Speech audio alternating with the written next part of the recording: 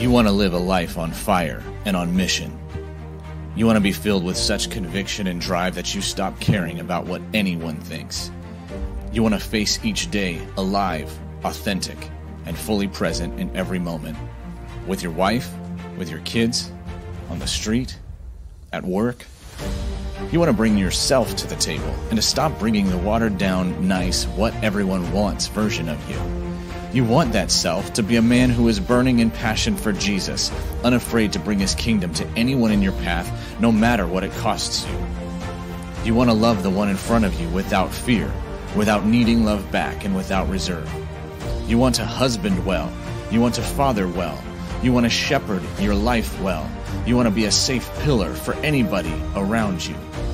You want to experience God for real, to not just believe, but to know that he's got you, and that he'll show up on your behalf, that he'll show up through you.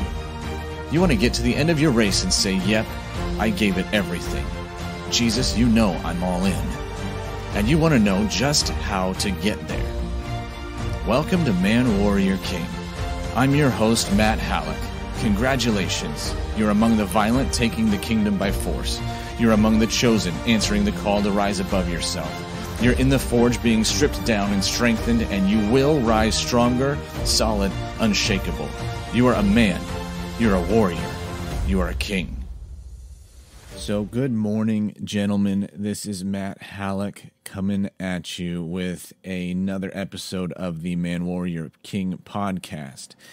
I am your host, and you and I have been together in this battle, in this journey for quite some time now. And you guys, I am coming at you this morning. I've been doing a series lately about out of the book of Mark, and it's been we've been looking at how do we stay grounded as men of the kingdom? How do we stay in this place of unshakability?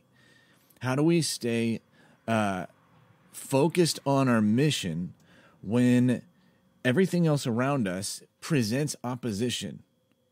When everything else around us would have us giving up, would tell us that God himself isn't even for us.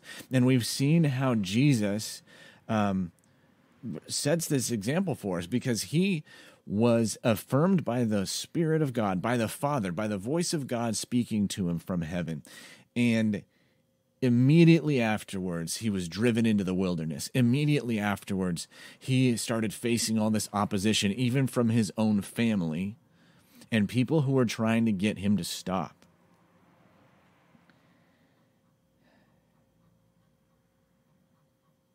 And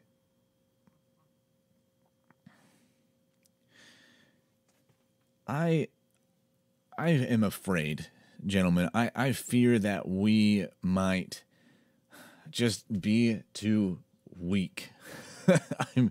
We can come up with a lot of fancy schmancy terms for, what we are and why we are the way we are and how we make the decisions that we make and stuff. But I'm suspicious that underneath all of it, we are just weak. We are a weak breed of man.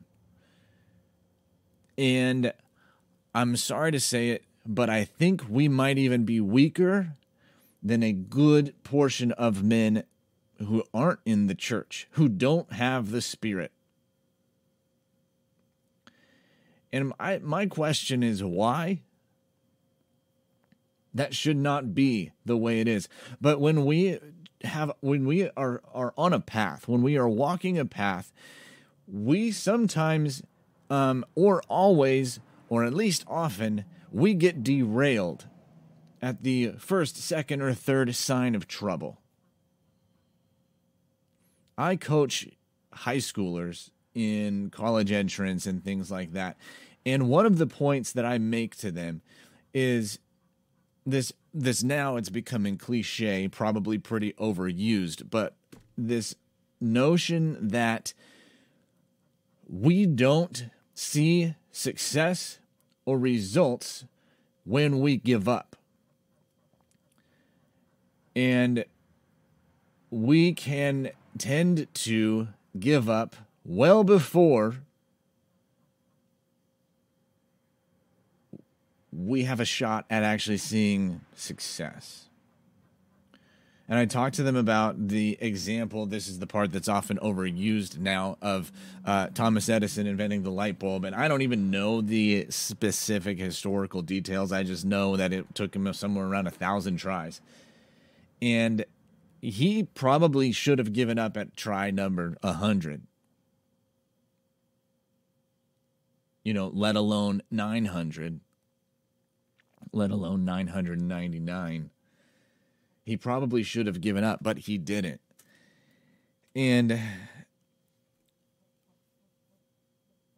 I think this idea of giving up versus continuing on is so near and dear to my heart at the moment, because it's just pertinent for where we are at. Guys, if you don't know my history, I got married to my awesome, beautiful wife when I was 21. And the year before that, during our engagement, my health took a big dive. I had been athletic, active, strong. I was working a landscaping job and all of that. And my health just all of a sudden got arthritis in a certain ankle. And that started spreading quickly from the ankle to other joints, to other joints, to other joints, until a couple of years in, I had arthritis in pretty much every joint of my body, and got to the point where I was bedridden. I could not get up. I could only get up enough to go to the bathroom, maybe make it to the car if we had to go to the doctor. But I couldn't even hold my 2-year-old daughter, maybe 1.5. I couldn't even pick her up. I could not, do the things a dad is supposed to do. Play with his kids, wrestle with them. I couldn't do any of that. I couldn't work. I had been working, and all the way up until one night I stayed up all night because I was in so much pain throughout the night. I called the next day. I said, I can't make it in today. And I never made it back. And that was now 13 years ago. And here we are today, still dealing with the challenges, still dealing with the ramifications of being over a decade battling for health. There are so many ramifications that we don't even know if you're not in it. You don't even have a grid for what all that means. But one of the ramifications is financial and career and being able to actually make progress in life. So here we are today, and I have been working my butt off to secure my family for the last couple of years, and there have just been different roadblocks. And this is not anything to make anybody feel sorry for me. That is not the goal. But it is as if every step we have taken has eventually had the legs cut out from under it. And there have been so many times when I have, on my knees before God, said, God, how the heck am I supposed to keep going on? And I've cussed him out.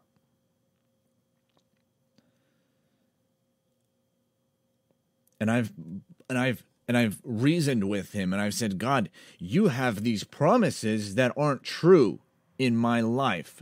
What am I supposed to do? I have had seasons of, as we've been growing out of our marital, pain, and learning how to be married as healthy man and woman, learning how to love each other in a way that is the way that God actually designed it, learning how to be a man for my wife that is attractive to her. As we've been coming out of those, I'm not perfect at it, and there are times when I slip back into old ways, and I get frustrated, and I say, God, how am I supposed to be leading men if this is where I'm at the moment?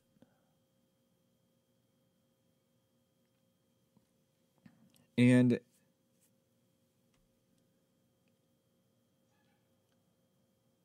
over and over and over through his word, we have example after example of people who were chosen, were called by God for a mission, and they messed it up along the way, and he looked at them and he said, "Good job, keep going." Yeah, he may rebuke them at times, but he doesn't ever say, "You know what, this was it, you blew it. I'll choose someone else," unless their heart walks away. And in all of my frustration and anger and wrestling and gritting my teeth, I don't know, and keeping on, my heart is still his. There's a scripture in the Old Testament about a certain king. I want to say it's Jehoshaphat, but I don't know for sure, so don't quote me on it. I'm not going to look it up right now. But there's a single individual verse that says that he set his heart to seek the Lord. And I think that is a pretty good descriptor of me.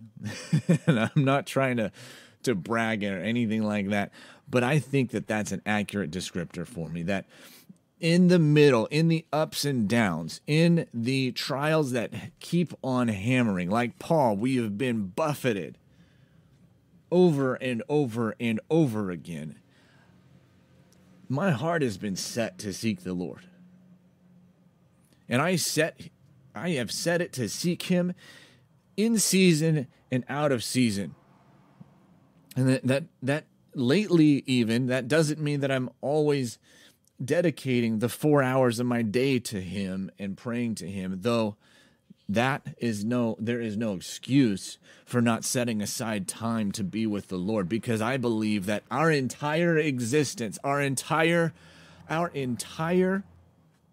daily living, every aspect of our life is rooted in time with Jesus. If we want to live as men of the kingdom, then this is, to me right now, gentlemen, then we had better get our butt in gear. We had better get our act together and start spending time in the presence of God with his word out and seeking after him on our knees, on our faces, standing, pacing through the house, sitting somewhere where we are dedicated to his presence. And I know right now I'm here streaming to YouTube and I am recording the podcast episode, but to be honest, this is actually me this morning obeying the leading of the Lord against everything that is in me right now to spend my time doing.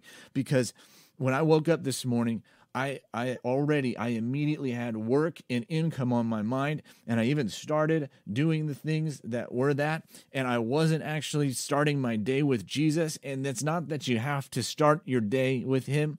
You got to spend time with him somewhere, but I actually do believe that starting the day off with Jesus, for me, and probably for a buttload of other guys, is the most powerful way to engage with him and to start our days.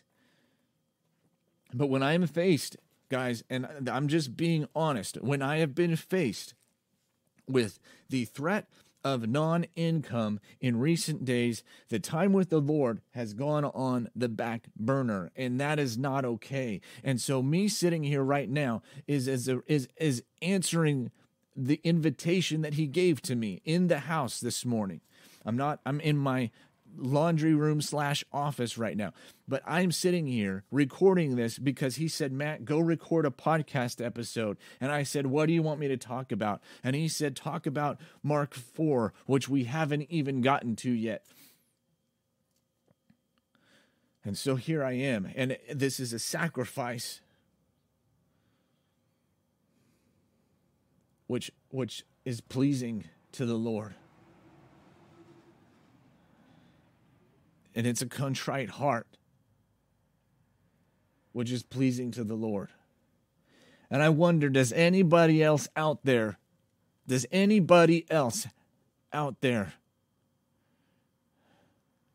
want the same thing? To where no matter what is going on in your life, you have a vital real relationship with the Lord, and you can afford to sacrifice in ways that you don't think you should be able to because you've got bills due.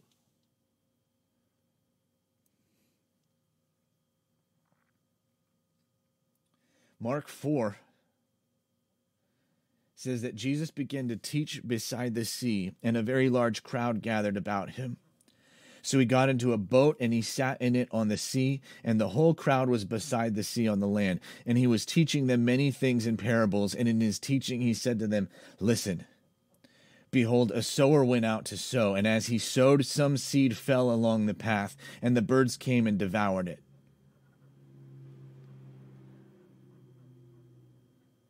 Other seed fell on rocky ground, where it didn't have much soil, and immediately it sprang up, since it had no depth.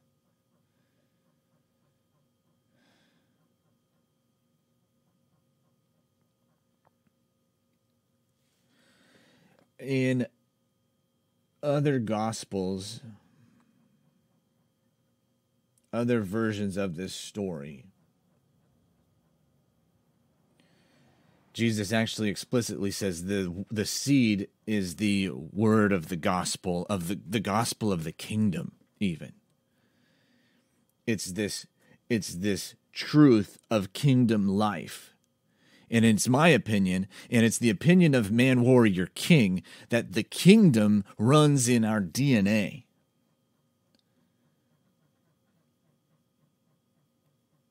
And Jesus later in this same chapter describes those first couple of instances of the seed falling, right? So it says that the first time the seed fell along the path and the birds came and devoured it. And he says later on, these are the ones along the path where the word is sown. When they hear, Satan immediately comes and takes away the word that's sown in them.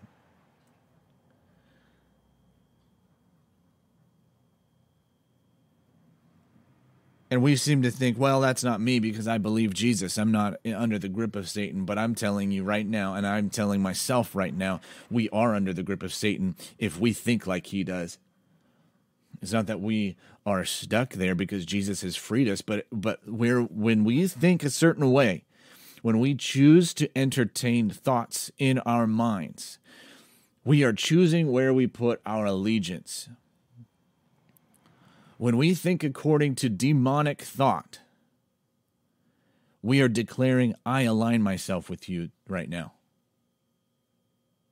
not with Jesus. And that demonic thought is not as extreme as you might think. It's not as extreme as the word demonic would sound. Demonic thought can be, well, I better hustle and grind right now because if I don't, we're not going to pay the bills.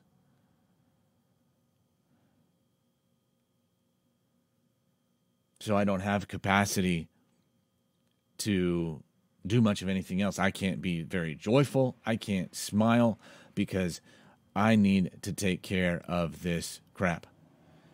And yeah, sir, men, me, we do have a responsibility to take care of our crap.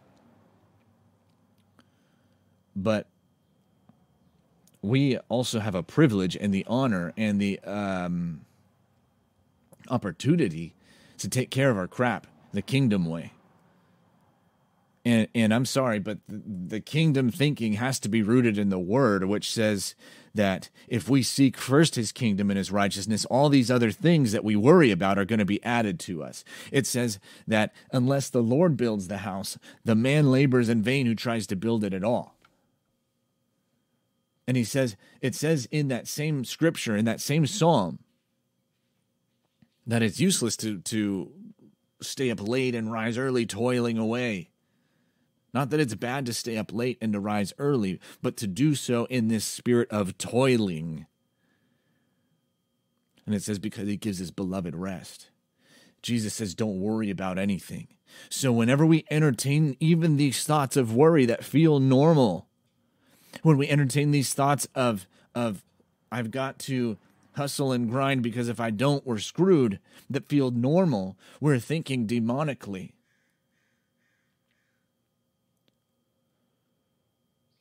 because we are negating the truth of God that says that he is our good Father.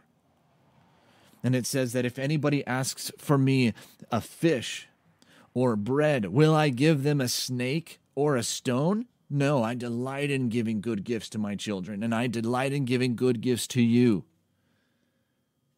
That is kingdom thinking. It's not to lead us into laziness, it's to lead us into rest while we are in action.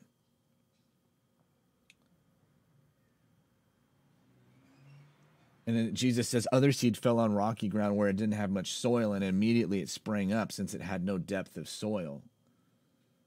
And when the sun rose, it was scorched. Since it had no root, it withered away.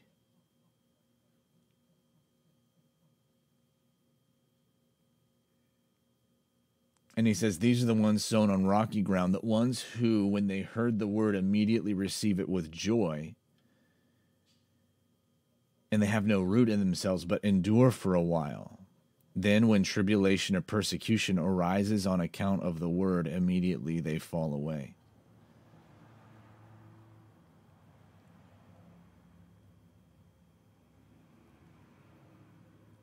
So we need to get ourselves out of the craze of looking for that jolt of inspiration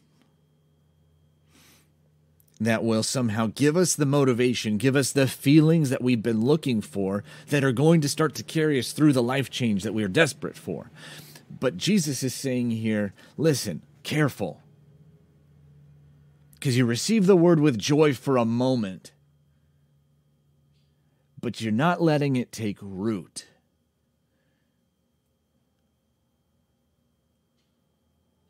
And you have no root in yourself, so you endure for a while, but at the first moment of tribulation and persecution, immediately you fall away. So this can be a big picture thing of tribulation and persecution in the world, right? Where you are getting attacked for your faith, so you fall away from the faith. But what about if it's not for you, sir? What about if it's the gospel of the kingdom? So you have a kingdom living, you live in a kingdom-oriented mission, and then trial, persecution, tribulation comes up in your life. And because you were relying on those feelings of joy, of happiness, the feelings of excitement when you first got this inspiration to live this way, and this challenge comes in life, so those feelings diminish, then you're not going to stay true to the word. You're not going to stay on mission. You are not going to be unshakable. How about this in your marriage? How about this in my marriage? All right. So you have this inspiration to love your wife. You feel like you got hit upside the head in a moment of Holy Spirit touching, which is good and fine. That's great. But that's the thing that you have been relying on and depending on is the moment of inspiration. And when that moment fades, because now she treats you a certain way, she says a certain thing, and it triggers all your old feelings. If you're going by the feeling of joy that you had when you received that word, then when that feeling goes away, all of a sudden you're going to be back into your old pattern of being butthurt and whiny and needy and start moaning and complaining and perpetuating the cycle of toxicity. Instead, what you need to do, sir, is become strong. Become rooted.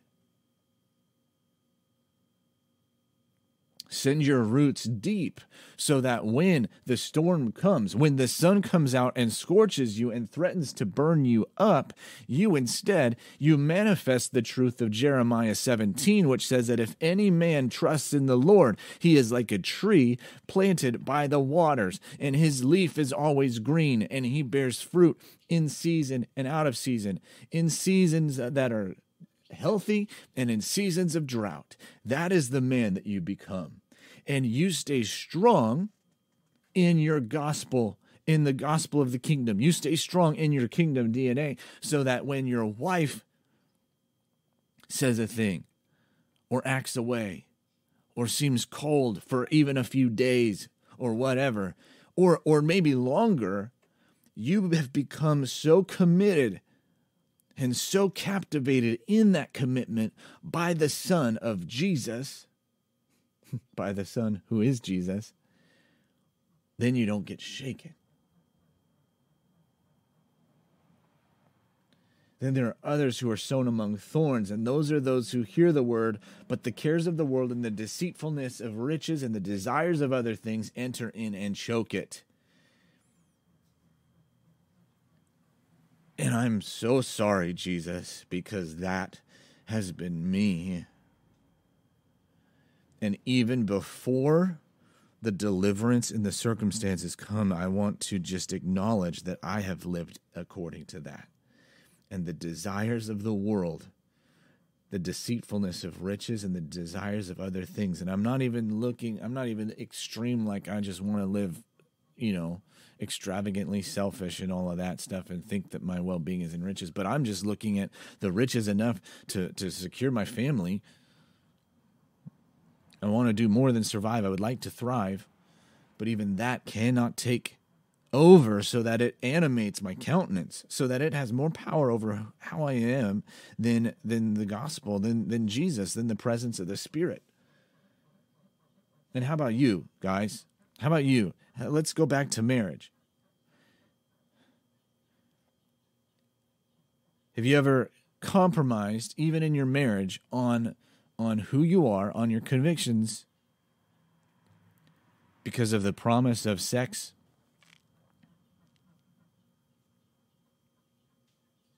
Have you ever lived short-sighted because you're hoping to be able to be intimate with your wife on a certain night when you know that that it's been 7 days since you spent time with Jesus and you were planning to do it that night?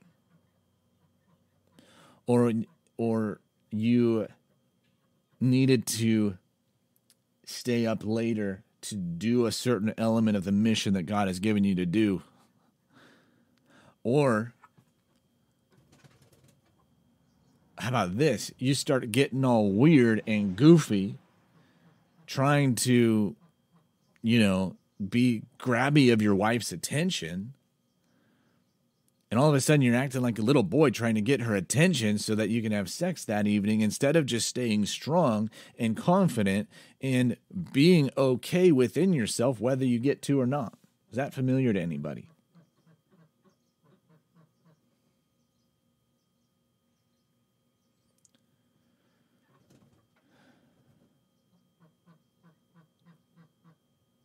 But we want to be men who receive the word on good soil.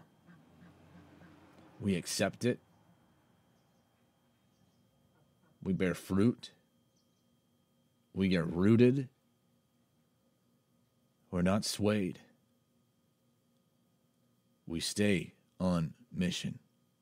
This has been Matt Halleck, gentlemen, wrapping up another episode of the Man Warrior King podcast. Please do check the description and show notes for all of the important links, especially on grabbing the DNA of a man. I'm running a program from that right now. It is only open to gentlemen who purchase the book at a very, very low price, the book being purchased. But we are going to be running a Take Back Your Marriage Summit, as well as opening up in just a few weeks the Man Warrior King Inner Council. It's a group life change program where we will be going together deep into becoming kingdom men. This is not just churchy men. This is not just Christian men. This is kingdom men. There's a big difference, gentlemen. I'll talk to you soon. This is Matt Halleck signing off and thanking you again for being a part of the Man Warrior King community.